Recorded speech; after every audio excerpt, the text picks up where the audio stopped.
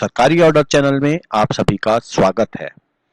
अगर आपके पास credit card है तो ये वीडियो डेफिनेटली आपके लिए ही है। और अब आपको मैं बता दूं कि क्रेडिट कार्ड यूज करने के लिए आपको बहुत सोच समझ के ही क्रेडिट कार्ड को यूज करना चाहिए, क्योंकि क्रेडिट कार्ड यूजर्स को भी इनकम टैक्स नोटिस सर्व कर रही है। 1 लाख के आसपास नोटिस इस बार अभी तक सर्व हो चुके हैं कुछ ही दिनों पहले तक, और आगे भी ये नोटिस सर्व हो सकते हैं। तो इस वीडियो में आपको पूरी जानकारी मिलेगी कि आप किस प्रकार से बच सकते हैं कि आपको इनकम टैक्स का नोटिस ना आए, और अगर आ जाता है तो आपको क्या करना है, पूरी जानकारी इस वीडियो में मिलेगी। चलिए चलते हैं अपने कंप्यूटर स्क्रीन पर। तो इनकम टैक्स बेसिकली क्या क्यों देता है नोटिस? अगर आप कोई ट्रांजैक्शन करते हो और उसके बारे में इनकम टैक्स से छुपाते हो, तब बेसिकली आपको ये नोटिस आता है, जो नोटिस 133(6) में आ जाता है कई बार, मिसलेनियस पेमेंट्स में।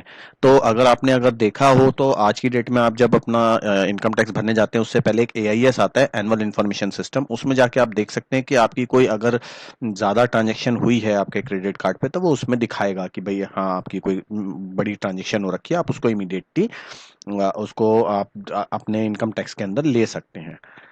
अब आमतौर पे जो गलतियां होती हैं लोगों से, क्यों आती है गलतियां, ये क्या हो जाता है?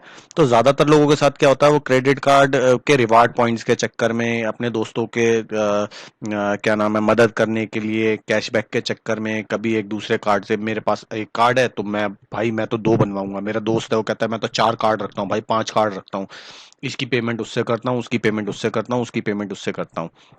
इस चक्कर में उनके साथ क्या होता है कि ये जो सारी पेमेंट्स हैं इकट्ठी होके ये हो जाती हैं 10 लाख रुपए से ऊपर। तो उस कंडीशन पे इनको आ जाता है नोटिस। और कई बार ये भी देखा गया है, अरे यार मेरे को ना फ्लिपकार्ट से कुछ मंगाना है, या अमेजोन से कुछ मंगाना है, या किसी ऐसे ही प्लेटफॉर्म से, जो मार्केट प्लेस है उससे मुझे कुछ सामान मंगाना है।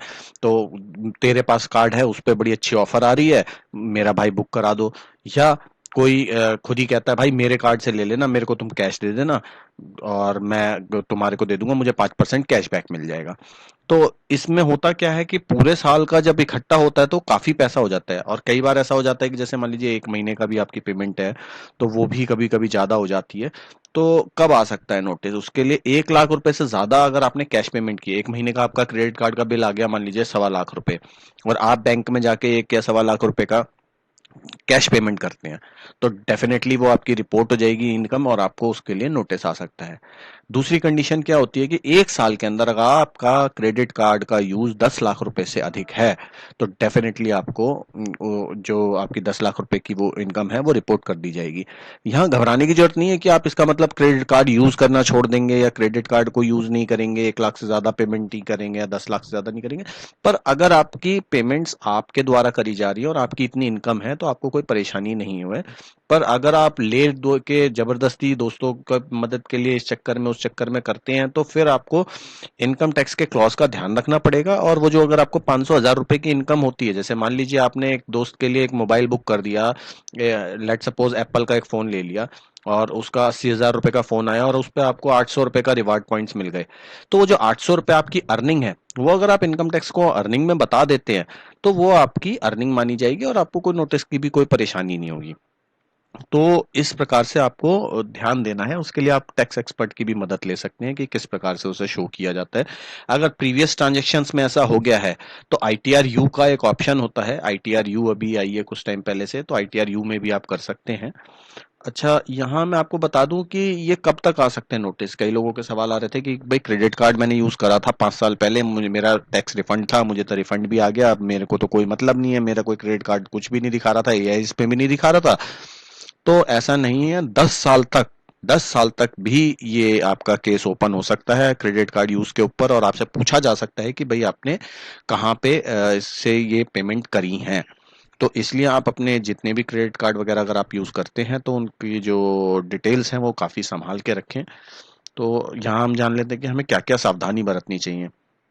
सबसे पहले तो आपके जितने भी क्रेडिट कार्ड के बिल्स हैं वो संभाल के रखिए। आज की डेट में तो मेल पे भी आ जाते हैं, तो मेल पे आप उसे संभाल के एक अलग फोल्डर बना लीजिए, उसके अंदर रखते चले जाइए। पेमेंट जो भी करते हैं, जैसे मैंने आपको बताया, आपने अपने दोस्त के लिए एक आईफोन खरीदा था, एक दोस्त के लिए आपने विदेश जाने की टिकट बुक कर दी थी, एक दोस्त के लिए आपने कुछ सामान और परचेज कर दिया था, कुछ सामान आपने अपने लिए भी परचेज किया था। तो अब उसके बाद जब पेमेंट्स आई तो पेमेंट आपके खाते में आई या उन्होंने डायरेक्ट कर दी, तो उस कंडीशन पे आपको उस पेमेंट्स का लेखा जोखा आपको संभाल के रखना पड़ेगा, ताकि अगर कल को आपको कोई नोटिस आ जाता है तो आपको उसका प्रॉपर लीगल प्रूफ के साथ आपको दिखाना पड़ेगा कि ये पेमेंट्स कहाँ से आई थी, कैसे आपने करी थी। अगर आपके दोस्त ने आपके खाते में किया तो वो दिखाई देगा कि उसने आपके खाते में ट्रांसफर किया है, वहां से आपने की है। और अगर आपको नोटिस आ जाता है तो उसके लिए तो मैं आपको एडवाइस करूंगा कि आप टैक्स एक्सपर्ट की मदद लेके ही उसका नोटिस का रिप्लाई दें।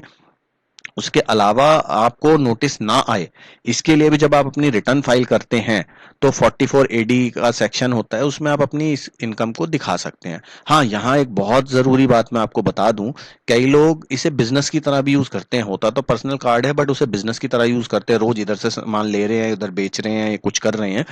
तो अगर वो साल की टोटल टर्नओवर 40 लाख से ऊपर हो जाती है तो जीएसटी का आप पे लाइबिलिटी आ जाती है, आपको जीएसटी रिटर्न भी भरनी जरूरी हो जाती है। तो जीएसटी का भी आपको ख्याल रखना पड़ेगा उस कंडीशन पे, अगर आपकी साल की इनकम 40 लाख से ऊपर जा रही है इस टाइप की ट्रांजेक्शन की। पीछे की कोई ट्रांजेक्शन है मैंने आपको बता दिया, आईटीआर-यू में आप भर सकते हैं। और इसमें सबसे ज्यादा इंपॉर्टेंट तो यही रहेगा कि आप जो क्रेडिट कार्ड है अनावश्यक उसे बिल्कुल इस्तेमाल ना करें। और क्योंकि अब इनकम टैक्स एआई टूल के थ्रू इन चीजों पे बिल्कुल निगरानी रख रहा है, और लगभग 1 लाख से अधिक लोगों को इस टाइम नोटिस सर्व भी हो चुके हैं। तो जो नॉर्मली ये देखा गया है, तो आप इन चीजों से बचने का सबसे बढ़िया तरीका ये है कि आप अनावश्यक यूज ही मत करिए क्रेडिट कार्ड। जितना आपका यूज है उसको यूज करें और जितनी आपकी इनकम है उसी के हिसाब से यूज करें। कई बार देखा गया है एक आदमी की इनकम होती है 3 लाख रुपए और उसने क्रेडिट कार्ड में 12 लाख रुपए पेमेंट कर चुका होता है या 10 लाख पेमेंट कर चुका होता है।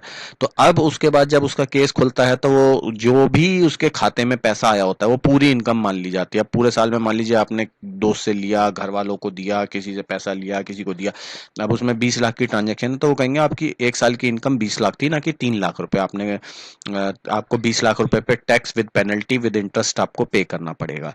तो ऐसी कंडीशन से बचने के लिए आप इस चीज का बहुत ध्यान रखें। और अगर कभी ऐसा हो जाता है तो जो अगर नोटिस आता है तो उसको हल्के में ना लें और उसे किसी टैक्स एक्सपर्ट से ही भरवाएं। ये मेरी आपको राय रहेगी। और धन्यवाद। मेरा अगर ये वीडियो आपको पसंद आया हो तो प्लीज इसे लाइक शेयर एंड सब्सक्राइब करें, और इसी प्रकार से मेरे चैनल को अपना प्यार देते रहें। धन्यवाद।